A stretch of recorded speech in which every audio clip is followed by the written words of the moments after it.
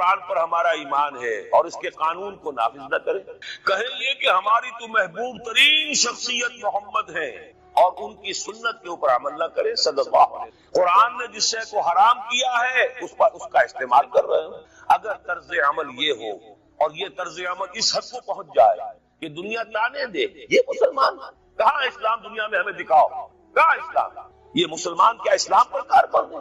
George Bernard شاہ نے کہا تھا کہ میں جب قرآن پڑھتا ہوں تو محسوس کرتا ہوں اس سے بہتر کتاب کوئی ممکن نہیں، لیکن جب مسلمانوں کو دیکھتا ہوں تو محسوس کرتا ہوں ان سے زیادہ ذلیل قوم دنیا میں کوئی نہیں۔ یہ کنٹراسٹ ہے جو اپنے دودھ سے پیش، کیا اس کی وجہ سے لوگ اسلام کی طرف راغب ہوں گے یا اسلام سے متنفر ہوں گے؟ کیا ہمارا منہ ہوتا ہے ہم باہر جاتے ہیں، اسی لیے ہم تو تبلیغ، میں تو کم سے کم وہاں جا کر جو مسلمان کھوئی ہوئی بھیڑیں ہیں امت محمد صلی اللہ علیہ وسلم کی، انہی کو ریکلیم کرنے کی کوشش کرتا ہوں، جیسے کہ حضرت مسیح نے کہا تھا میں تو بنی اسرائیل کے گھرانے کی کھوئی ہوئی بھیڑوں کی تلاش میں آیا ہوں۔ میرا منہ نہیں ہے کہ میں وہاں کسی امریکن سے بات کروں، وہ یہ کہے گا تم اپنا گھر تو سنوارو، فزیشن ہیل تھائی سیلف، تم ایک چھوٹا سا ملک نہیں چلا سکتے، تم نے اس کا بیڑا غرق کر کے رکھ دیا ہے، تم نے اسے کورٹ آف وارڈ بنوا دیا ہے آئی ایم ایف کا۔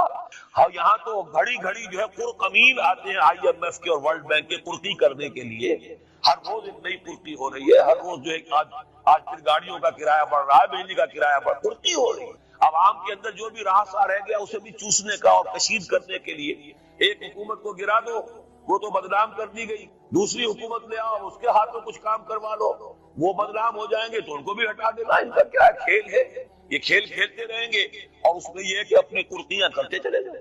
یہ حال اب کیا میرا منہ ہے کہ میں جا کر وہاں بات کروں؟ تم اپنے گھر کو دیکھو، تم اپنے ملک دیکھو، ایک وہ ہے جنہیں تصویر بنا آتی ہے، ایک تم ہو کہ لیا اپنی بھی صورت کو بگاڑ، ایک ہی ساتھ تم آزاد ہوئے، ہندو بھی تھے کہ نہیں تھے، انہوں نے اس ملک کو بنایا ہے، اپنی معیشت کو، اپنی اکانومی کو اپنی بنیادوں پر، اپنے پاؤں پر، اپنے پیروں پر کھڑا کیا ہے۔ آج جو ہے وہ ایک منی سپر پاور بن چکا ہے اور وہ کہ ڈرتا تھا پاکستان دو طرف سے ہمیں جو ہے قابو میں کر لے گا، پہلے تقریباً 20 برس جو ہے ہندوستان کے بھارت کے کانپتے ہوئے گزرے ہیں پاکستان سے، اب 30 برس سے جو صورتحال ہے وہ آپ کو معلوم ہے۔ تو صورت یہ ہے کہ جب کوئی قوم جو امت مسلمہ ہو یہ طرز عمل اختیار کرتی ہے تو عذاب اس پر آتا ہے۔ بڑی کڑوی بات ہے، آج عذاب کفار پر نہیں آ رہا، وہ تو اللہ تعالیٰ ان سے آخرت میں نمٹ لے گا، اور آخرت تو ہے ہمیشہ کی، بڑا تو عذاب تو وہی کا ہے، وَلَعَذَابُ الْآخِرَةِ أَكْبَرُ لَوْ كَانُوا يَعْلَمُونَ۔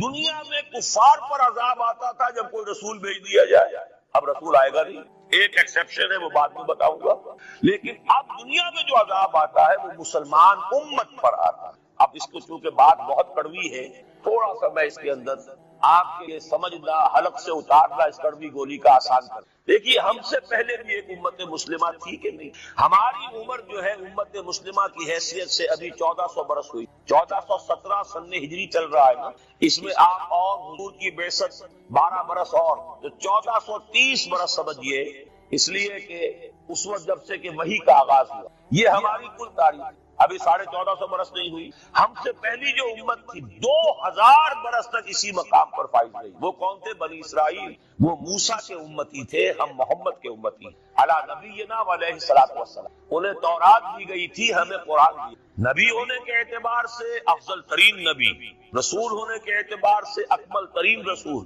کتاب ہدایت ہونے کے اعتبار سے جامع ترین کتاب، نو انسان را پیام آخری حامل او رحمت للعالمین۔ یہ اپنی جگہ تقابل ہے، لیکن ایک اور اعتبار سے دیکھیے عمر اس کی طویل تھی 2000 برس، ہماری ابھی 1400 برس ہوئی، اور دوسری بات اس امت میں 1400 برس تک کوئی وقت ایسا نہیں گزرا کہ کوئی نبی موجود نہ ہو، سینکڑوں نبی آئے۔ شروع ہوئی ہے 1400 قبل مسیح میں جب تورات دی گئی حضرت موسیٰ کو، اور آپ کو معلوم ہے اس وقت 2 رسول تھے، موسیٰ بھی اور ہارون بھی علیہ السلام۔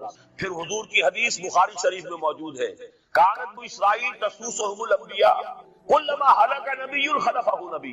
بنی اسرائیل کی سیاست اور حکومت جو ہے انبیاء کے ہاتھ میں، جب بھی کوئی نبی فوت ہوتا تھا دوسرا نبی اس کا قائم مقام، اس کا جانشین ہو جاتا تھا، جیسے داؤد کے بیٹے سلیمان۔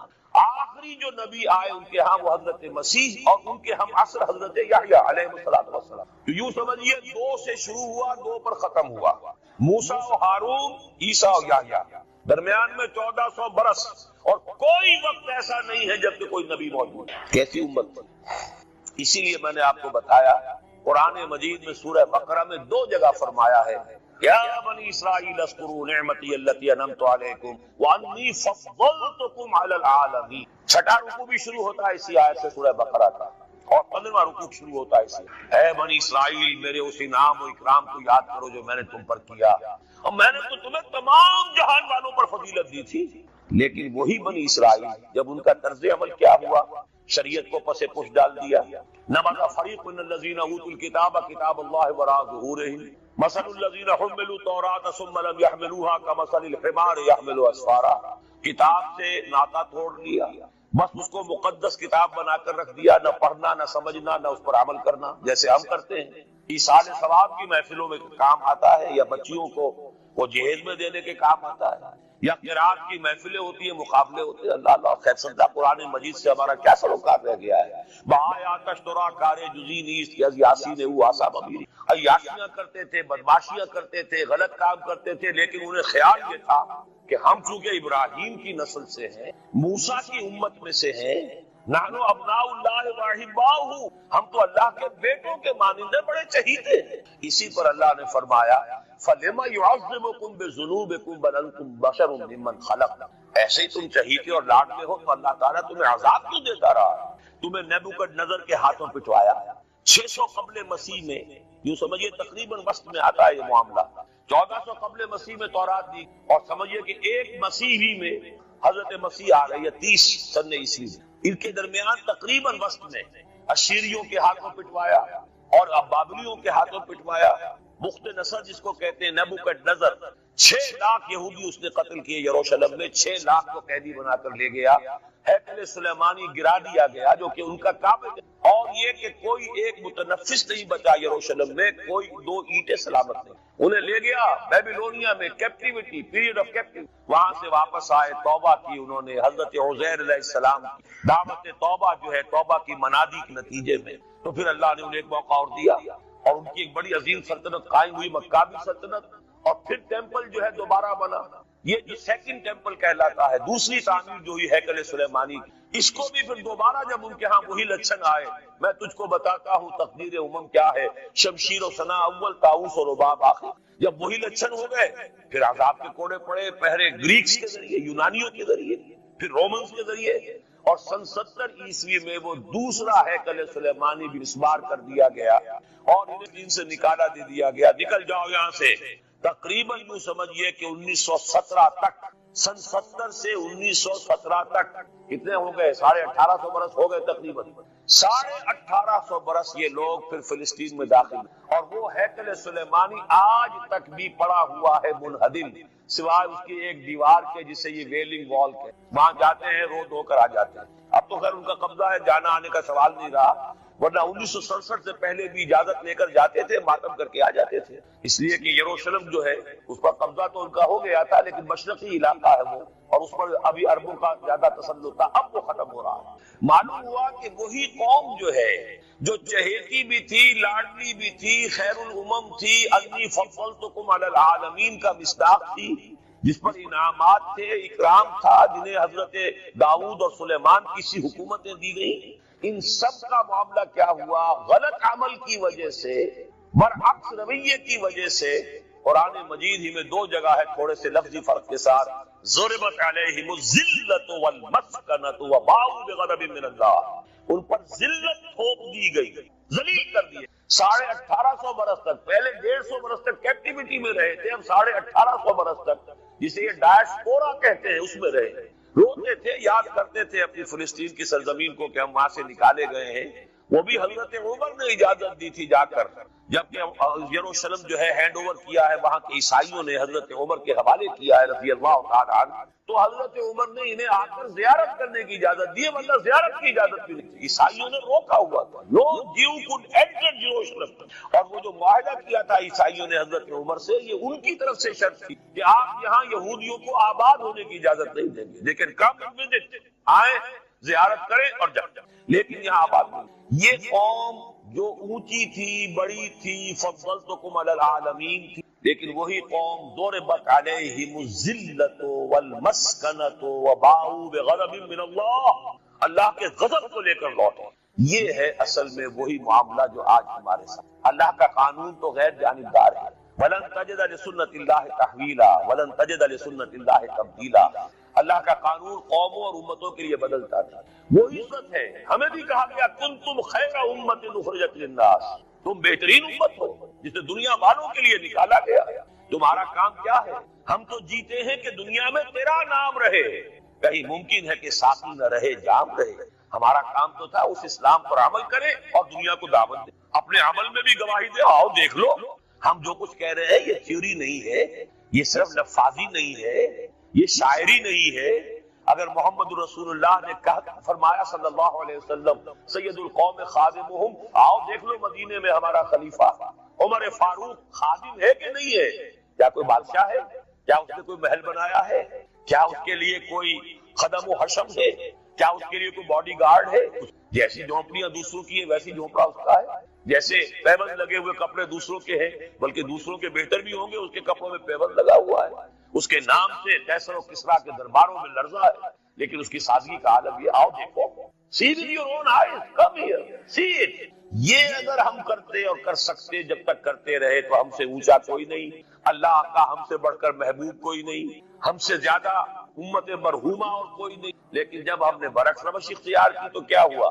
جیسے انہیں پٹوایا گیا تھا ایشورینز کے ہاتھ کو، ہمیں پٹوایا گیا سب سے پہلے جو صلیبیوں کے ہاتھ، کروسیڈرز. کئی لاکھ مسلمان قتل ہوا کروسیڈز کے اندر. جب پہلی مرتبہ عیسائیوں نے قبضہ کیا یروشلم پر، تقریباً 90 برس 88 برس عیسائیوں کے قبضے میں رہا ہے. اب وہ دوبارہ چلا گیا یہودیوں کے قبضے. اس وقت جو ہے اتنا قتل عام ہوا تھا عربوں کا اور مسلمانوں کا یروشلم میں کہ جب فاتحین کے گھوڑے داخل ہوئے ہیں شہر کے اندر تو گلیوں کے اندر ان کے گھٹنوں تک خون کی نہر بہ رہی تھی. اس کے بعد آیا فتنہ تاتار، کروڑوں مسلمان قتل ہوئے. یہ لاکھوں کی بات نہیں، کروڑوں. پورا روسی ترکستان کا علاقہ ختم ہوا، افغانستان ختم ہوا، ایران ختم ہوا، عراق ختم ہوا.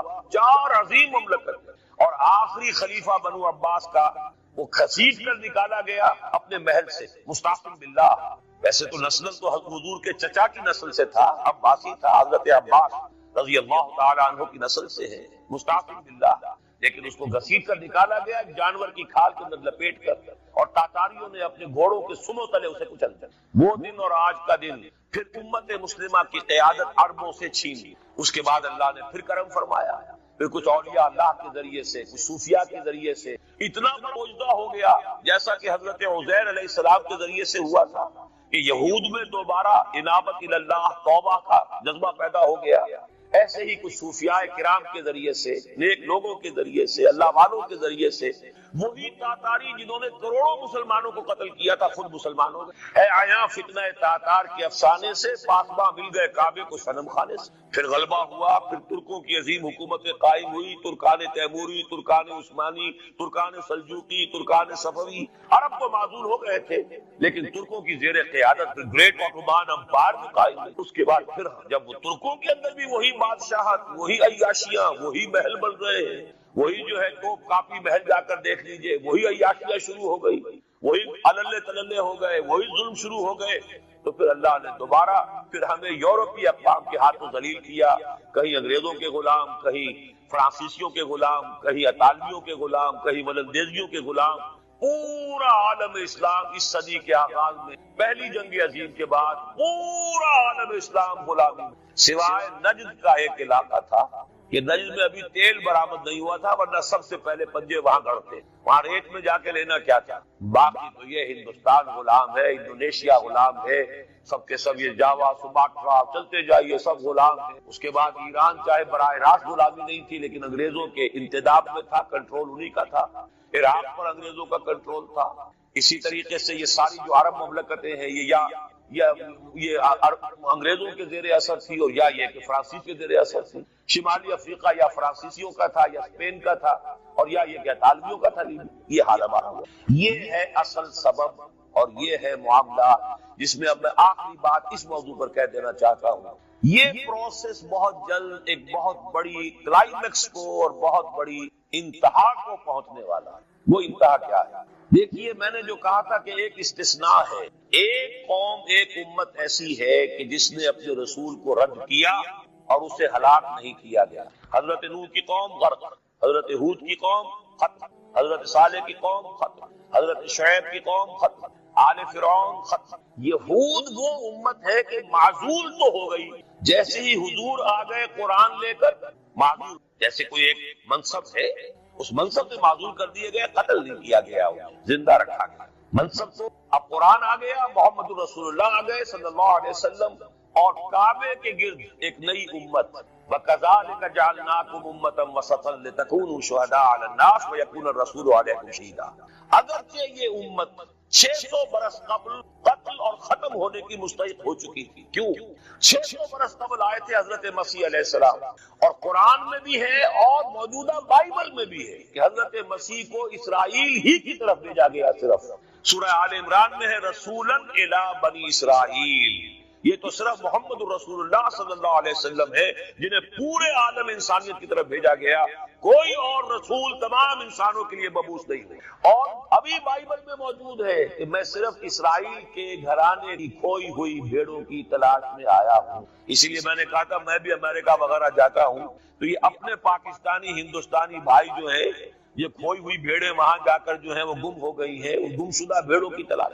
تو اس کو اچھی طرح سمجھ لیجئے، حضرت مسیح کی بعثت تھی بنی اسرائیل کی طرف، اور بنی اسرائیل نے نہ صرف یہ کہ ان کو مانا نہیں بلکہ الٹا اپنے بس پڑتے سولی پر چڑھا دیا، اپنے بس پڑتے۔ اس میرے الفاظ کو نوٹ کر، گویا کہ یہ اب اس عذاب استیصال، آخری ہلاکت والے عذاب کے مستحق ہو۔ لیکن یہ پوری انبیاء اور رسل کی تاریخ میں ایک استثناء ہے کہ اس میں جیسے آج کل ہم کہتے ہیں ججمنٹ ریزرو، حضرت مسیح کو اللہ نے زندہ اٹھا لیا، یہود کے اوپر لعنت تو کر دی، ختم نہیں۔ سمجھ رہے میری بات کو؟ سن 70 سے ان پر عذاب آیا، حضرت مسیح سن 33 عیسوی میں اٹھائے گئے، سن 70 میں عذاب آ گیا ٹائٹس رومی کے ہاتھوں، وہ ہیکل سلیمانی بھی پھر دوبارہ گر گیا اور انہیں نکال دیا گیا ڈائسپورا سن 70 سے، لیکن ختم نہیں کیا گیا۔ یہ استثناء ہوا ہے، کیوں ہوا ہے؟ یہ بات پھر میری آج کی گفتگو میں بڑی کڑوی بات ہے، بہت کڑوی۔ یہ جو دوسری امت جو جس سے کہ میں اور آپ اور جو بہترین امت کنتم خیر امت، یہ جب طرز عمل وہی اختیار کرے گی جو یہودیوں نے کیا تھا، ان کو سزا ان ملعونوں کے ہاتھوں دلوائی جائے گی۔ بات سمجھ لیجیے میری، آپ کو معلوم ہے پھانسی کا پھندا کون ڈالتا ہے؟ چوڑا۔ اور ہندوستان میں مجھے بتایا مولانا امین حسن اسلائی صاحب نے، وہ مشرقی یوپی سے ان کا تعلق ہے، اعظم گڑھ سے، کہ ہمارے علاقے میں یہ رواج تھا کہ اگر کوئی راجپوت شخص کوئی بہت گھناؤنا کام کرتا تھا تو اس کو جوتے لگواتے تھے چمار کے ہاتھ۔ راجپوت کے سر پر راجپوت کا جوتا پڑا تو چلیے جوتا تو ہے لیکن ہے تو راجپوت، لیکن جب راجپوت کے سر پر چمار کا جوتا پڑتا تھا، جسے انگریزی میں ہم کہتے ہیں to add insult to injury, ایک تو تکلیف ہو رہی ہے جوتے کی اور ایک انسلٹ ہو رہی ہے کہ چمار کا جوتا ہے، تو یہ گویا کہ بدترین سزا ہو گئی۔ یہ امت جتنی اونچی ہے، جس کے رتبے ہے سوا، اس کی سوا مشکل ہے، جس کا مقام بلند ہے، اسی اعتبار سے ان کو پھر سزا بھی سخت ملی۔ صاف فرما دیا اللہ تعالیٰ نے سورہ احزاب میں، اے نبی کی بیویوں تم عام لوگوں کی طرح نہیں ہو، لستم کاحد من النساء، لستن کاحد من النساء، اگر تم نے کوئی غلط حرکت کی دوہرا عذاب ملے گا۔ اور بات صحیح ہے، جن کے رتبے ہیں سوا، ان کی سوا مشکل۔ اس امت کو عذاب کے کوڑے مارنے والی قوم وہ ملعون اور مغضوب علیہم قوم ہے، جس کے لیے قرآن مجید 2 دفعہ کہتا ہے ضربت علیہم الذلۃ والمسکنۃ وباءوا بغضب، اور یہ کوڑے بہت زبردست شکل میں ابھی آنے والے ہیں۔ میری بات اب آپ نے سمجھ لی؟ دور رکھا گیا یہود، یہ جلاد کیوں سنبھال کے رکھے گئے؟ انہیں بھی سزا دی گئی، اس صدی میں بھی ہٹلر کے ہاتھوں میں بھی 6 ملین 60 لاکھ اس نے ختم کی، ان پر تو سزا کا سلسلہ چلتا رہا، ایکسٹرمینیٹ نہیں کیا، ختم نہیں کیا، باقی رکھا ہے، اس لیے کہ ان کو توڑا بنا کر امت مسلمہ کی پیٹھ پر مارنا ہے کہ تمہارا رتبہ، تم محمد کی امت صلی اللہ علیہ وسلم، ہمارے آخری رسول، ہمارے اکمل رسول، ہمارے خاتم النبیین، خیر البشر، اور ان کی امت ہو کر تمہارا حال یہ ہے، تو تم سزا کے مستحق جو ہو، وہ سزا ہے کہ جو اچھی طرح سمجھ لیجئے ہماری حال جو اس صدی کے آخر میں شروع میں ہوا تھا کہ تمام مسلمان غلام، اس غلامی کے اوپر جو مزید کوڑا تیار ہوا 1917 میں بالفور ڈیکلریشن کے ذریعے سے برطانیہ نے اجازت دے دی کہ یہودی آ سکتے ہیں، اب فلسطین میں آ کر آباد ہو سکتے، وہ مکان خرید سکتے ہیں، جائیداد خرید سکتے ہیں، زمینیں خرید۔ 1971 اس پر اندیشہ تھا کہ کہیں اگر خلیفہ عثمانی نے جہاد کا اعلان کر دیا، اس لیے کہ سلطان عبد الحمید کو بڑی سے بڑی رشوتیں پیش کر کے دیکھ لیا تھا کہ یہ جو ہمارے اوپر پابندی ہے کہ ہم فلسطین میں آباد نہیں ہو سکتے، جو کہو ہم تمہیں دولت دینے کو تیار ہے، یہ پابندی ختم کر دو۔ سلطان عبد الحمید ویسے جو بھی کچھ تھے چھوڑ دیجئے، لیکن یہ کہ اس نے کہا کہ جو معاہدہ عمر نے کیا تھا رضی اللہ تعالی عنہ، میں پیچھے نہیں جاؤں گا، لہذا خلافت ختم کروا دی۔ اور کروائی کس کے ہاتھوں؟ ایک مسلمان کے، اس لیے کہ فری میسن تھا مصطفیٰ کمال پاشا، فری میسن، یہ سب یہودیوں کے ادارے۔ چاک کر دی ترک نادا نے خلافت کی خبا، سادگی اپنوں کی دیکھ اوروں کی عیاری میں۔ ہندوستان میں ہنگامہ چل رہا ہے، تحریک چل رہی ہے، مسلمان ہجرت کر رہے ہیں اور سب کچھ ہو رہا ہے، اور ہندو بھی شامل ہو رہے ہیں خلافت کی تحریک میں، لیکن اب مدعی سست گواہ چست۔ جب مصطفیٰ کمال نے خود ختم کر دی تو سب پانی پڑ گیا آگ کے اوپر، اب کیا بولیں، کس کو برا کریں۔ اس کے بعد 1948 ان کی ریاست قائم ہو گئی اسرائیل۔ کتنے برس بعد؟ ریاست تو خیر اس وقت بھی ان کی نہیں تھی جبکہ ٹائٹس نے ختم کیا ہے، وہ تو بہت پہلے کی بات تھی، تقریباً 2000 سال بعد اسرائیل 1967 میں جنگ کروائی، اور یہ بالکل صدام کی طرح کا مسئلہ تھا۔ 1967 کی جنگ میں ایک سازش تھی، انہوں نے بطور مہرہ استعمال کیا جمال عبد الناصر، جس نے اچانک جو ہے ایلات کی بندرگاہ کو بلاک کر 1967 اس پر جھٹکا مارا ہے اسرائیل نے، ادھر سے سینائی لے لیا، ادھر سے گولان ہائٹس لے لیے، ادھر سے جو ہے West Bank of Jerusalem, West Bank of Jordan لے لیا۔ یہ 67 پھر عالم عرب میں ایک ملک دراز نکلنے لگا تھا کہ شاید ایک کے پاس پیسہ بہت تھا، لیبیا کے پاس، وہ مدد کر سکتا تھا کسی مسلمان ملک کی کہ وہ ایٹم بم بنا لے۔ دو ملک ایسے تھے، ایک غیر عرب ایک عرب۔ عراقیوں کے پاس کچھ صلاحیت معلوم ہو رہی تھی کہ کچھ دانت شاید نکل آئیں، جیسے دودھ کے دانت ہوتے ہیں تو شاید ایٹمی دانت نکل آئیں، وہ برکس ان کا نکالا ہے۔ ایک دفعہ جا کر آپ کو یاد ہوگا ہوائی جہاز گئے اور سب تک تہس نہس کر کے آ گئے، اور وہ سخت جان قوم نکلی، انہوں نے پھر کچھ بنا لیا، تو پھر وہی دام جال، پھر وہ دام جو ہے جال کی شکل بچھا کر، اور جو پھنسایا ہے تو اگلا پچھلا کھایا پیا سارا اگلوا لیا۔ نتیجہ کیا نکلا؟ جنگ خلیج کے بعد اب عالم عرب پورا کا پورا اسرائیل کے سامنے سرنگوں ہے، وہ شاہ حسن ہو یا شاہ حسین ہو، کچھ تو پہلے ہی اپنے تھے، چاہے شاہ فہد ہو اور چاہے حسنی مبارک ہو، اب رہ کون گے؟ اس سے بڑی ذلت کوئی ہے؟ جن کے ساتھ ایک میز پر بیٹھنے کو تیار نہیں تھے، جن کے ساتھ گفتگو کو تیار نہیں تھے، اور بلا کر کہاں کھڑا کیا ہے؟ آؤ میڈرڈ میں، اسپین میں آؤ، اسپین سے شروع کروائیں گے۔ اور اسپین کون سی جگہ ہے؟ مسلمانوں کا دنیا میں سب سے بڑا قبرستان، جہاں 800 برس حکومت کی اور پھر ایک ایک بچہ ختم کر دیا گیا، نام و نشان مٹا دیا گیا۔ 1492 میں فال آف گرینیڈا ہوا ہے، سقوط غرناطہ، اور 1992 میں ٹھیک 500 برس بعد یہ نیگوشیشن شروع ہوئی ہے میڈرڈ۔ یہی وجہ ہے کہ قرآن مجید میں آپ دیکھیں گے کہ جتنا غضب اللہ کا ان پر بھڑکا ہے اس عقیدے پر، وَيُنذِرَ الَّذِينَ قَالُوا اتَّخَذَ اللَّهُ وَلَدًا، یہ قرآن نازل ہوا ہے محمد پر صلی اللہ علیہ وسلم تاکہ وہ خبردار کریں انہیں جنہوں نے یہ کہا ہے کہ اللہ نے کسی کو بیٹا بنایا۔ یہ سورہ کہف میں ہے، اور اگلی سورت سورہ مریم میں تو ایسا غضب اللہ کا ظاہر ہوتا ہے، وَقَالُوا اتَّخَذَ الرَّحْمَنُ وَلَدًا لَقَدْ جِئْتُمْ شَيْئًا إِدًّا تَكَادُ السَّمَاوَاتُ يَتَفَطَّرْنَ مِنْهُ وَتَنشَقُّ الْأَرْضُ وَتَخِرُّ الْجِبَالُ هَدًّا أَن دَعَوْا لِلرَّحْمَنِ وَلَدًا وَمَا يَنبَغِي لِلرَّحْمَنِ أَن يَتَّخِذَ وَلَدًا۔ انہوں نے کہا کہ رحمان نے کسی کو بیٹا بنایا۔ تم بہت بڑی گستاخی کی بات کر رہے ہو، تمہاری اس گستاخی کی وجہ سے آسمان پھٹ پڑنے کو ہے، زمین شق ہو جانے کو ہے، اور قریب ہے کہ پہاڑ ایک دھماکے کے ساتھ گر جائیں، کہ انہوں نے خدا کے لیے بیٹا تصنیف کر دیا، حالانکہ اللہ رحمان اس کی شان اس سے بہت بلند و بالا ہے کہ اس کے کوئی بیٹا۔ اس کی وجہ بھی سمجھ لیجئے کہ بیٹے کی ضرورت کسے ہوتی ہے؟ جو خود فانی ہو۔ کیوں ہے آپ کو طلب بیٹے کی؟ ہم نہ ہوگے ہمارا نام زندہ رہے، یہ ایک ایٹرنل ہونے کی خواہش ہے، انہیرنٹ، نام چلے گا۔ اسی لیے بیٹی سے آدمی سمجھتا ہے کہ نام نہیں چلتا۔ یہ طلب جو ہے بیٹے کی کیوں ہے؟ بیٹے سے نسل چلتی ہے۔ اس کی ضرورت کس کو ہے؟ جو خود فانی ہے۔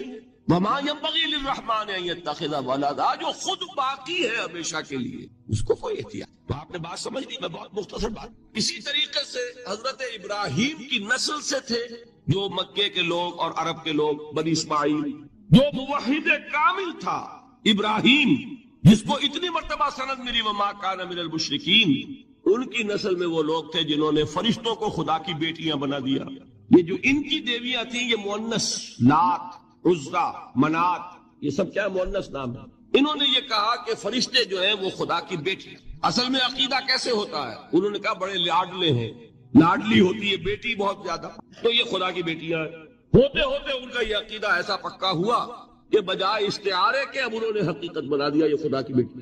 ان پر قرآن مجید نے کئی جگہ پر ذرا ایک لطیف انداز میں تنزیہ پیرائے میں بھی کہا ہے کہ بھائی تم نے خوب کی، انہوں نے الاٹ کیا تو بیٹا تو کیا، تم نے اللہ کو الاٹ کی تو بیٹیاں کی جو تمہیں خود پسند نہیں. الکم البنون، تمہارے لیے بیٹے ہو، وَلَهُ الْبَنَاتُ، اور اس کے لیے بیٹیاں.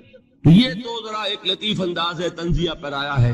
لیکن ان تینوں کو اب آپ ایک جگہ کر لیجئے.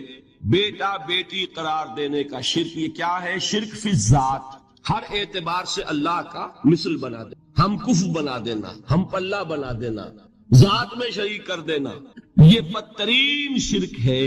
یہی وجہ ہے دیکھیے قرآن مجید کی عظیم ترین سورت کون سی ہے؟ سورہ اخلاص، وہ ایک تہائی قرآن کے مساوی حضور نے قرار دیا، جس سنو سے قرآن کے مساوی، وہ در حقیقت اسی شرک کی نفی پر ہے. قل هو اللہ احد اللہ الصمد لم یلد ولم یولد ولم یکن لہ کفوا احد. یہی آیا اس میں سورہ بنی اسرائیل کی آیت آخری میں نے سنائی تھی، وقل الحمد للہ الذی لم یتخذ ولدا، کہو کہ کل شکر اور کل تعریف اس اللہ کے لیے جس نے کسی کو اپنا بیٹا بیٹی نہیں بنایا. ولد دونوں پر جاتا ہے، اولاد جیسے آپ کہتے ہیں، اولاد بیٹا بیٹی شریک ہوتے ہیں، نہ اس کا کوئی بیٹا نہ وہ جنا گیا نہ اس نے کوئی جنا. ایک قسم تو یہ ہوئی شرک فی الذات کی. دوسری قسم کیا ہے؟ یہ ان مذاہب میں ہوئی ہے جو نبیوں اور رسولوں کی طرف نسبت نہیں رکھتے بلکہ فلسفیانہ مذاہب ہیں. ہندوستان کے اکثر مذاہب فلسفیانہ ہیں. فلسفیانہ مذاہب میں یہ شرک فی الذات کس شکل میں پیدا ہوا؟ دو شکلیں پیدا ہوئی، ایک ہماؤست اور ایک حلول. حلول کیا ہے؟ اللہ نے کسی انسان کے اندر اپنے آپ کو حل کر دیا، انسانی شکل میں وہ خود ظاہر ہو گیا. اوتار کا عقیدہ، انگلش میں گاڈ انکارنیٹ. عیسائیوں میں بھی حضرت مسیح کو گاڈ انکارنیٹ بھی قرار دیا جائے. خود خدا نے یہ شکل اختیار کیا. رام چندر جی ہوں، کرشن جی مہاراج ہوں، کیا ہے؟ یہ اوتار ہیں. اللہ نے ان میں حلول کیا یا اللہ نے ان کی شکل میں ظہور کیا. سمجھ میں آ گیا؟ اور ایک عقیدہ کیا ہے؟ یہ بڑا فلسفیانہ مسئلہ ہے، دیکھیے بڑا ٹیڑھا مسئلہ ہے یہ، لیکن میں اس وقت اس کی تفصیل میں نہیں جاؤں گا، بہت باریک باتیں ہو جائیں گی. مسئلہ کیا ہے کہ اگر خدا کو مان لے تو پھر سوال یہ ہے کہ خدا نے اس کائنات کو کیسے پیدا کیا. یہ ایک سوال آتا ہے ذہن میں، جس کے نہیں آتا وہ کہے گا پاگل پن ہے، خامخواہ اس پر کیوں سوچتے ہیں. لیکن جس کے ذہن میں سوال آ گیا اس کے لیے بڑی مصیبت ہو جائے. وہ تو سوچتا ہے، انسان کا اختیار نہیں ہوتا اپنے ذہن پر، وہ لاکھ روکے اسے مت سوچو، وہ اور سوچے گا. یہ مصیبت ہے فلسفیوں کی. کیسے پیدا؟ اب ایک تصور تو یہ ہے کہ جیسے یہ میز ہے، بڑھئی نے بنایا اس کو، بڑھئی علیحدہ ہے، میز علیحدہ ہے، لیکن اس میں یہ بات ماننی پڑے گی کہ پہلے کوئی چیز تھی جس سے میز بنائی. لکڑی تو تھی نا، اس سے میز بنائی. لہذا ہندوؤں میں ایک عقیدہ یہ ہے کہ خدا بھی قدیم، مادہ بھی قدیم. خدا نے اس مادے سے یہ شے بنا دی، مادے سے یہ بنا دی. وہی مٹی کی تغاری ہوتی ہے، کمہار اس سے کوئی رکابی بنا دیتا ہے، کوئی وہ ہنڈیا بنا دیتا ہے، کوئی گھڑا بنا دیتا ہے. مٹی تو ہے نا پہلے. تو مادہ بھی قدیم، خدا بھی قدیم، اور مادے سے خدا نے یہ شکلیں بنا. ٹھیک، یہ بھی سنویت ہو گئی، توحید تو ختم ہو گئی. تو جن لوگوں کا ذہن تھا توحیدی لیکن اس مسئلے میں الجھ گئے، انہوں نے ایک اور شکل تجویز کی کہ خدا خود ہی اس شکل میں تبدیل ہو گیا. کیسے؟ جیسے برف پگھلتی ہے تو پانی بن جاتا ہے. پانی کہاں سے آیا؟ برف سے. اب کوئی پوچھے برف کہاں ہے؟ بھائی یہی پانی ہے، یہی برف ہے یا نہیں؟ اسی پانی کو آگ کے اوپر آپ نے رکھ دیا، وہ بھاپ بن گئی. اب آپ کہیں برف کہاں ہے، پانی کہاں ہے؟ یہی بھاپ جو ہے یہی در حقیقت پانی ہے، یہی بھاپ جو ہے یہی برف ہے. یہ ہے وہ ہماؤس پینتھیزم جس کو انگریزی میں کہتے ہیں، کہ خود خدا نے روپ دھار لیا اس کائنات کا. یہ دو فلسفے ہیں.